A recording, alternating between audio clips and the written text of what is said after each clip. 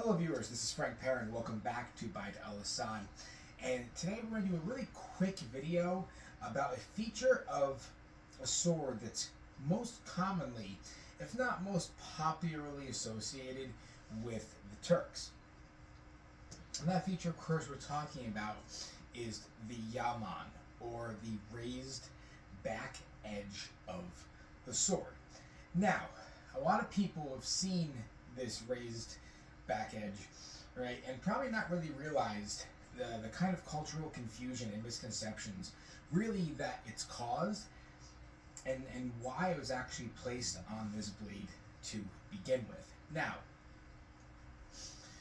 this feature here predominantly is why we have these very over-exaggerated, giant, fat-headed fantasy scimitars that pop up in pop culture.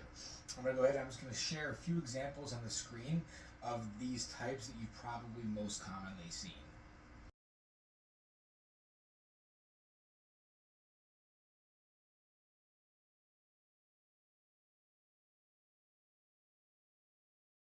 Yeah, so there you have it, right? These giant, thick, fat, top-headed scimitars really came about because of the way that Europeans, who had never actually seen Turkish or Central Asian blades before, the way they were drawn. They would be drawn very over-exaggerated because people who would tell the artist what the enemy's sword looked like said, you know, they would have these giant raised back edges which gave the front a really a huge bulbous tip. So they were literally drawn as these really large, obnoxious tips of the sword, which, as you can see proportionally to the blade, it actually isn't that obnoxious. It's not that disproportionate. Again, this is, well, to actually state, this is a Buhurt blade with a Yelman, so it's not really the best example, but I'm going to pull out a better one just a second. So this example here has a more subtle Yelman that looks a little more even, right? You see, it's not that fat, it's not that disproportionate. So these are really just over-exaggerated drawings that made these weapons look as monstrous, as more monstrous than they actually were. Now, what was the point of the Yelman, right? So curved swords have a particular point of concussion, right?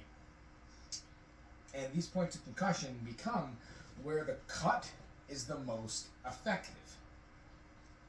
So these raised back edges were put on here to increase your point of concussion and increase your cutting power, right? With just a little bit more weight, when the curved part drags across your opponent's body, it's going to create a much more powerful cut, and all you're really going to do is just drop your arm. It doesn't really dictate that you do that much work. So the Yelman isn't really there to look scary or look intimidating, even though it does. It does serve a functional purpose. And even going off horseback, right, this is going to really, truly make some devastating cuts on horseback. Now, what about these for anti-armor purposes? This I've heard before. There's not really a ton to say about that, seeing that the back edge of this was sharpened, right? So why would you want to dull the back edge of your sword by hitting armor with it, right? You don't hit armor with swords that often to the point where you're dulling the back edge, right? Maybe you want to distract your opponent, startle them, give them one good hard blow to knock them on their feet, right? But historical fighting isn't Buhurt where you're sitting there hacking away at your opponent's armor. But it's not to say that there's not some precedent for this. Even though most of these back edges were sharpened, it's not to say that all of them were. Now, obviously, looking at different cultures and different uses across history, nothing is set in stone. Nothing is really, standardized. But there is one Iranian source talking about striking the back of the neck, right? Striking the vagus nerve. And even though that was likely done with a weapon that didn't have a raised tip on the back, imagine a tip like this thick, coming around and striking that vagus nerve. That's going to do some serious damage, especially, maybe if you have a helmet like this that has some mail hanging with some light padding underneath. That's going to do some serious damage to someone if you really generate that force hard enough.